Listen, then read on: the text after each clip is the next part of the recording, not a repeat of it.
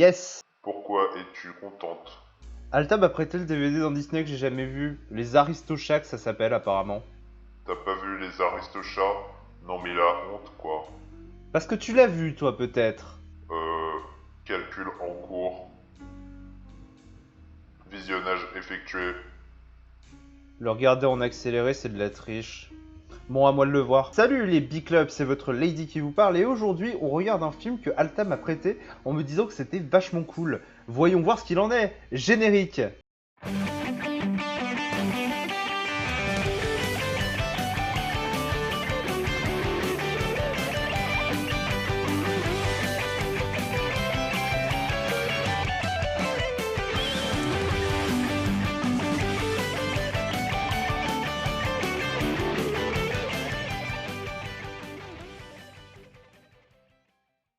Les Aristochats ou Artigue Carlson, dit Abenturer von Lucy, Lionel, Lorraine and Mrs. McDonald, en version originale, est un film allemand sorti en 1995 et créé par la société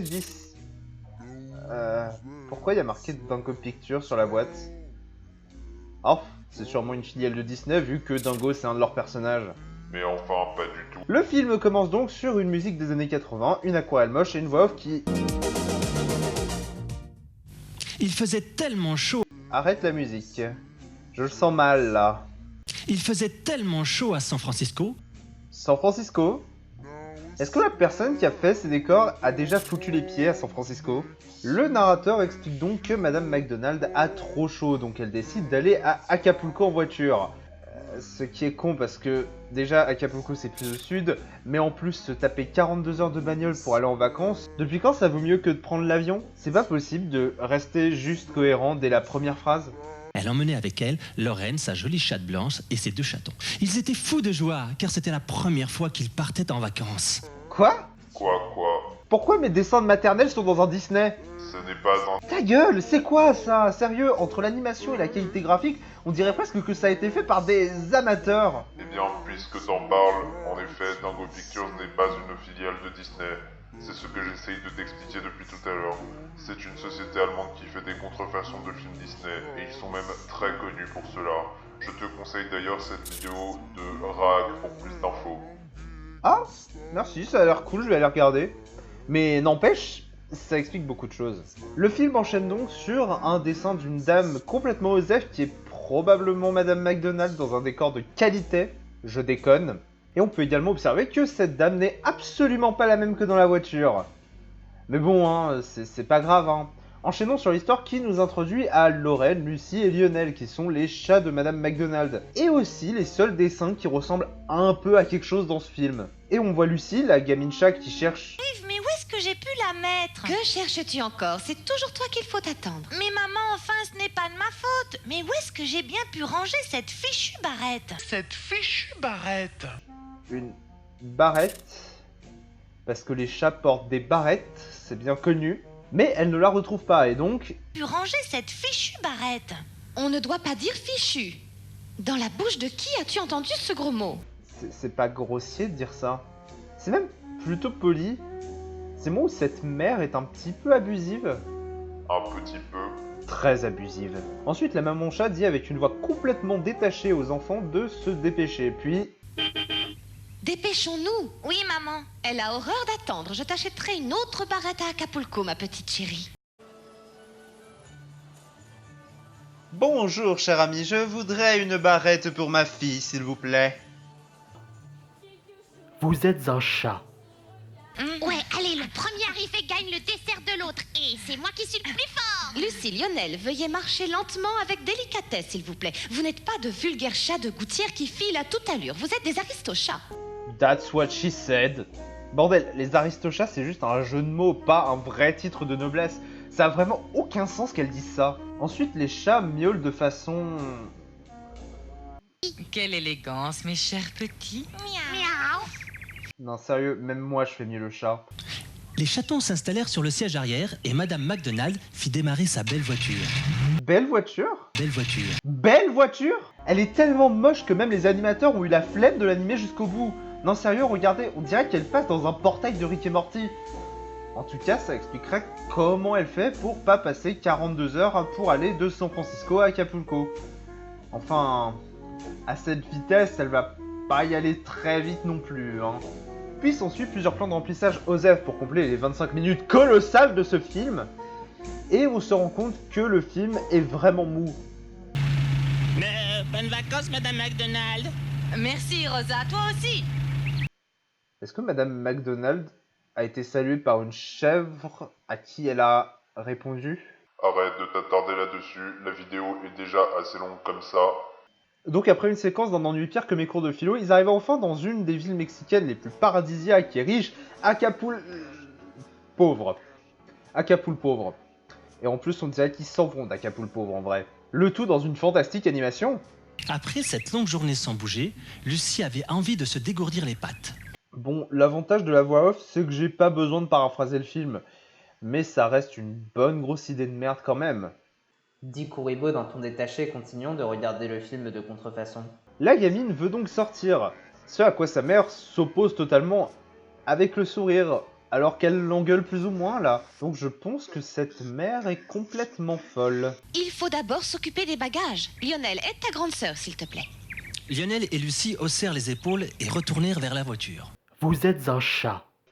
S'ensuit donc une scène surréaliste où la mère discute avec Madame McDonald qui doit avoir un problème pour entendre son chat parler comme ça. Lucie est aussi aventurière que son père. Je veux dire, il ne pensait qu'à aller se promener, mais il avait un tel charme. Oui, je sais bien, les hommes. Je veux dire, on dirait que le scénario oublie que c'est des chats sans arrêt, mais assume le côté chat en même temps. Ce qui n'a absolument aucun sens. C'est pas parce qu'ils parlent que c'est autre chose que des chats. Viens, Lorraine, nous avons du travail. Oui, Lorraine, viens, essuie ta patronne coupée en deux par le décor. Et sérieux, c'est si dur que ça de faire des cellulos à la bonne taille. Je veux dire, même moi j'ai réglé ce problème. Parce que oui, faire de l'animation, c'est aussi apprendre de ses erreurs. Moi je donne mon maximum à chaque vidéo. Je sais que c'est pas parfait, mais au moins j'essaye. Eux, ils essayent même pas. Ils passent leur temps à faire des erreurs faciles à éviter. Et je suis sûr qu'en plus, ils s'en rendent compte, mais ils s'en foutent. C'est dommage parce qu'en vrai, il y a moyen de s'améliorer. Même avec leur budget qui, certes, doit être dérisoire. Il y a moyen de faire quelque chose de mieux. Je veux dire, des gens qui, à l'heure actuelle, font de l'animation à 98% seuls, par exemple Collabine, Deotoon, ou même des anglophones, comme The Odd Ones Out, arrivent à faire de meilleures vidéos. Avec une animation qui est pourtant par moments assez limitée, mais qui reste agréable à regarder. Et eux, ils mettent limite 2 fois plus d'animation, mais ça rend 6 fois plus mal, quoi. C'est complètement abusé. Puis s'ensuit une scène complètement OSEF où ils dorment. Bonne nuit, Madame McDonald. Lionel et Lucie ne répondirent même pas. Ils dormaient déjà. Et là, la mère engueule sa fille. Enfin, je sais pas, elle a vraiment l'air vénère alors que tout à l'heure, elle avait l'air heureuse de l'engueuler. Je crois que c'est vraiment une psychopathe, hein. Lorraine explique donc à Lucie qu'il y a un kidnappeur de chats en ville, et que donc ce serait stupide de sortir pour Lucie. Alors ne me fais pas craindre le pire, ma petite Lucie, et ne t'éloigne surtout pas de la maison. Le danger est si grand pour un aristochat comme toi. That's also what she said. La gamine répond donc qu'elle a peur de s'ennuyer, ce à quoi son frère... Oh. Eh ben, tu devrais lire, c'est pas ennuyeux. Son frère lui dit de lire un bouquin, en lisant lui-même un bouquin. Alors, je crois que j'ai plusieurs questions là.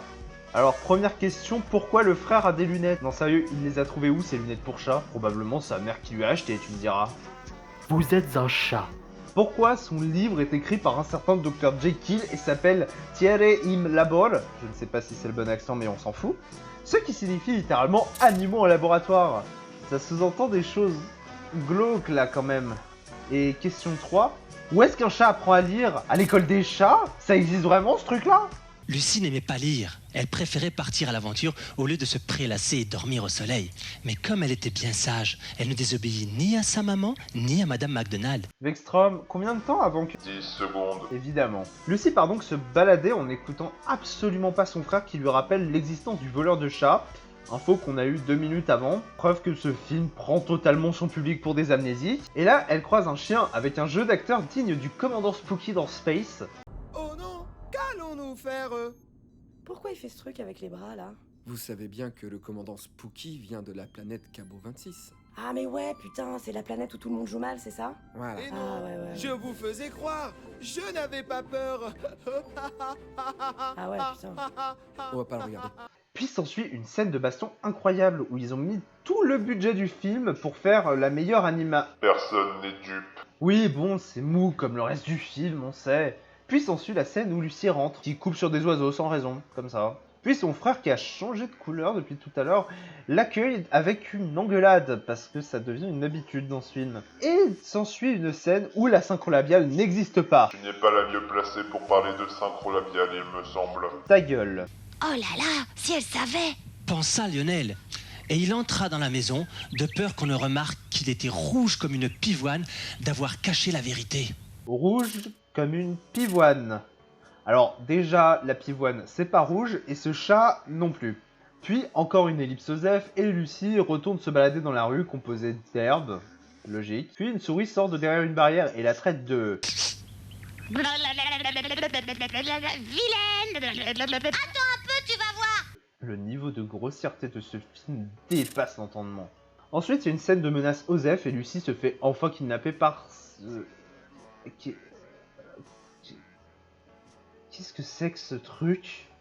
On me fera pas croire que c'est censé être un mec, ça. Apparemment, il s'agit du kidnappeur de chat. On peut voir ça sur le magnifique t-shirt I Love Cats. Parce que oui, il faut bien ça pour comprendre qui est le personnage. Et le mec est visiblement un gros beauf vu sa voix. Ah, en voilà un bien joli petit chat. Je vais gagner une belle fortune avec toi. Pendant ce temps, Lionel attendait le retour de sa grande sœur.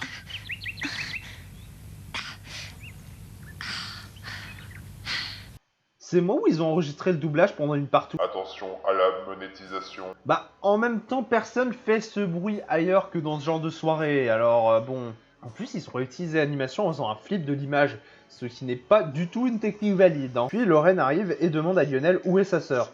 Et du coup, il lui explique... Lionel, Lucie, où êtes-vous, mes petits? Oh là là là, mais c'est une vraie catastrophe. Je suis là, maman. Très bien, chérie, mais où est donc passée ta sœur? Ben, je sais pas, maman. Elle était là il y a 2 minutes, en fait. Je crois qu'elle a disparu. Quoi? C'est que...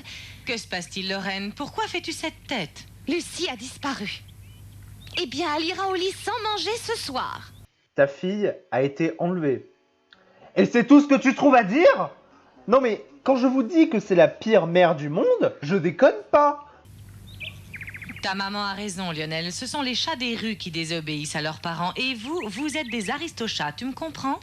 That's also what she said. Et la scène s'arrête là. Dans n'importe quel film, ils seraient partis à sa recherche, mais là, ils en ont juste rien à foutre. J'en perds les mots tellement c'est con. On enchaîne donc sur Lucie, qui est en prison.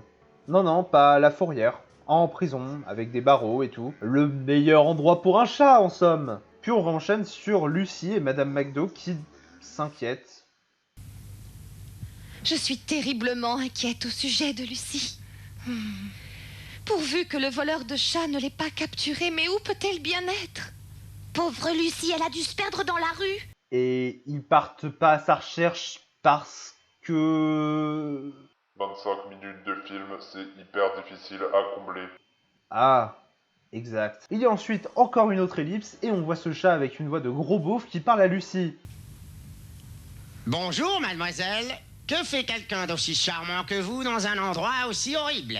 Ouais, non, moi non plus, je sais pas d'où il sort. Et s'ensuit un dialogue complètement osef entre les deux, où ils apprennent à faire connaissance, puis ils parlent de labo et de torture des animaux. On te coupera un morceau. Hein? Lionel, mon petit frère qui est très savant, m'a montré un livre avec des photos de laboratoire. Les animaux sont torturés jusqu'à ce qu'ils meurent, c'est la vérité. Dans un film pour enfants, ouais. Et on apprend aussi que le chat beauf s'appelle Charlie. Et il décide de s'enfuir avec un retour de la voix off. Bon, faisons plutôt équipe pour sortir d'ici. D'accord, je t'écoute. Eh ben voilà, nous allons... Et Lucie expliqua à Charlie son plan afin de quitter cette prison. C'est génial. Au moment où Lucie explique son plan, ce qui est un cliché dépassé depuis les années 50. Parce que tout le monde trouve ça stupide. Puis on a ce plan. Oh. Et ensuite, Lucie se fait passer pour malade et Charlie appelle le kidnappeur. Puis il s'enfuit en reprenant des extraits d'orgie comme bruit de fond. Et oui, c'est toujours aussi mal animé. Et à un moment, on dirait que c'est l'oiseau qui parle alors que c'est Charlie. C'est quoi ce monteur complètement bourré? Transition sur le reste de la famille qui sont tristes mais qui se bougent toujours pas le cul. Et puis même, ils prévoient de rentrer. Pendant ce temps, Madame McDonald, Lorraine et Lionel pleuraient toujours à chaudes larmes. Retournons à San Francisco. Ça ne sert à rien de rester ici. J'adore comment ils se tirent une balle dans le pied eux-mêmes au lieu d'aller chercher la pauvre petite Lucy qui s'est perdue. Sérieux, les rues d'Acapulco sont tellement vides que tu peux être sûr qu'ils la retrouveraient en 2-2. Mais au lieu de ça, ils préfèrent se morfondre comme des cons. C'est quoi cette mentalité de merde, sérieux? Puis un plan de voiture... Nique la perspective IVE. étrange. Et Lucy et Charlie décident d'arriver au même moment où la voiture moche s'enfuit. Et donc le film nous prépare un scénario à base de « on vit des aventures pour rentrer à la maison ». Sauf que là c'est mou et chiant. Donc je vais passer les péripéties aux F à base de « Je crois que ce serait mieux pour vous de faire la route à pied, et méfiez-vous surtout des routes nationales. Les humains vont tellement vite avec leurs voitures qu'ils mettent nos vies en danger. On a encore un pote à nous qui s'est fait écraser hier. » Ça alors, en tout cas merci pour vos conseils, cousin. Et y a pas de quoi, mon vieux, surtout soyez prudents et bonne route. Et aussi de... Tout s'est bien passé, Martin? Ouais, patron, comme sur des roulettes, on vous ramène la charrette. C'est bien vrai, ça, Mustang? Bon, ben alors, au travail. Et aussi un décalque assez honteux de personnages Disney, mais on n'est plus à ça près, hein. Puis enfin, ils arrivent dans un resto qu'un écureuil leur a conseillé. Chez Mario, oh putain, qu'est-ce que c'est que cette merde? Bon, oublions cette image des enfers pour repasser sur nos personnages qui veulent aller bouffer dans la poubelle. Sauf que les voix ils préviennent Mario avec un accent qui est inexistant, et Mario arrive. Mario, c'est ta petite poubelle! Zut alors! Ces fichus bestioles ont sonné l'alarme, pas de chance! Et elles sont là, les deux voleurs! Mario, dehors! Attention, Lucie, ça meurt très fort, les oies, reviens! Mais qu'est-ce qui se passe? Mais qu'est-ce qui se passe? Je crois que la nation italienne entière mérite un dédommagement là. Et à cet instant, ils reprennent la scène de restaurant de La Belle et le Clochard. Mais oui, enfin, c'est un peu compliqué de reprendre les films Disney comme ça. C'est pour ça que nous utilisons une méthode très simple qui consiste à improviser au fur et à mesure. Ce qui nous donne des magnifiques chefs-d'œuvre dont nous avons le secret. Ensuite, Mario leur donne une astuce pour rentrer chez eux, utiliser un bateau. Donc ils y vont et les décors passent d'une aquarelle moche à Paint. Je sais pas si on peut appeler ça un progrès ou de la flemme, mais en tout cas, c'est très moche. Puis on arrive enfin à cette scène finale que le film essaye d'éviter tant bien que mal depuis 25 minutes. Lucie arrive chez elle, sonne à la porte, et là sa mère va ouvrir et... On n'a besoin de rien. Mais on n'a rien à vendre, ma petite dame. Pardon, madame, mais c'est-à-dire que... Mais maman, tu ne me reconnais même plus? Elle ne reconnaît pas sa fille, alors que ça fait maximum 3 jours qu'elle a disparu. C'est quoi cette worst mom ever là? Puis Charlie est accepté dans la famille, tout le monde est heureux, et c'est la fin. Et si vous trouvez que là je rush, voici les 30 dernières secondes du film. Je n'ai réellement rien touché. Ce n'est pas votre avis? Alors tu veux bien rester chez nous? Eh ben oui, je vais rester quelques jours et après on verra bien. C'est d'accord.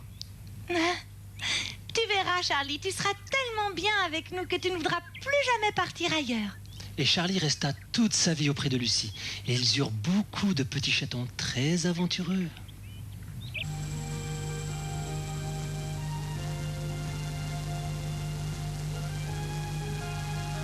Du coup, on peut dire que ce film est vraiment une des pires choses que j'ai traitées dans cette émission. Tant au niveau du scénario qui est juste là pour gagner du temps au maximum, qu'au niveau de la qualité graphique qui est vraiment ignoble avec des personnages moches, des animations tellement réutilisées que même Greenpeace trouve ça extrême, des chara-design immondes, une ambiance musicale complètement absente, et surtout, un niveau extrême de vide dans le scénario. Sérieux, à aucun moment on ne prend de plaisir avec ce film. À chaque fois que j'ai ri devant le film, c'était pour me foutre de sa gueule. Mais si on prend ce film au premier degré, il ne marche pas une seconde. Je ne vois donc pas une seule chose à en garder, aucun effort, rien. Et ça c'est triste. Je pense donc qu'on reparlera de Dingo Pictures parce que c'est une mine quasi inépuisable de trucs immondes. Mais là pour l'instant j'ai ma dose. Je vais donc aller dans la rue et buter des chatons parce que ce film m'a fait les détester. N'oubliez donc pas de manger trop gras, trop sucré, trop salé et lâchez des coms. Everybody wants to be a cat because a cat's the only cat who knows where it's at. Well, everybody's picking up on that feline beat because everything else is obsolete.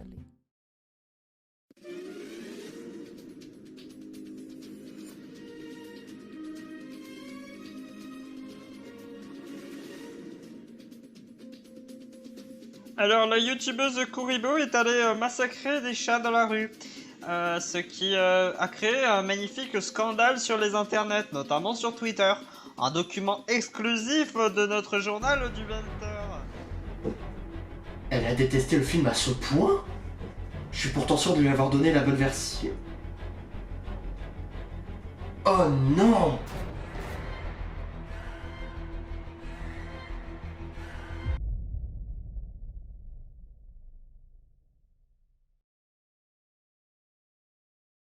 Ces fichus bestioles ont sonné l'alarme. On ne doit pas dire fichu.